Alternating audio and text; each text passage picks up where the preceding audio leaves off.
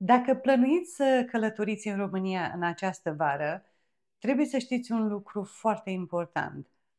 În acest moment, epidemia de rujeolă se răspândește rapid, iar cazurile din România sunt printre cele mai mari din lume.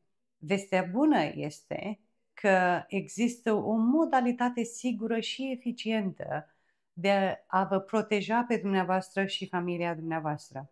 Vaccinul ROR protejează împotriva rujeolei, oreonului și rubeolei. O doză oferă o protecție de aproximativ 93% împotriva rujeolei, iar două doze cresc această protecție până la 96%. De aceea este atât de important să vă asigurați că dumneavoastră și copiii dumneavoastră sunteți complet vaccinați înainte de a călători. Dacă dumneavoastră sau copilul dumneavoastră a omis o doză, nu este prea târziu. Oricine nu a primit ambele vaccinuri ROR poate recupera vaccinul mai târziu, chiar și adulții. Tot ce trebuie să faceți este să contactați medicul dumneavoastră de familie pentru a vă face o programare.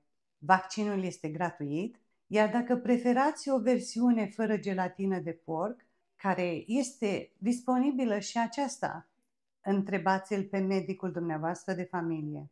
Asigurați-vă că dumneavoastră și familia dumneavoastră sunteți protejați.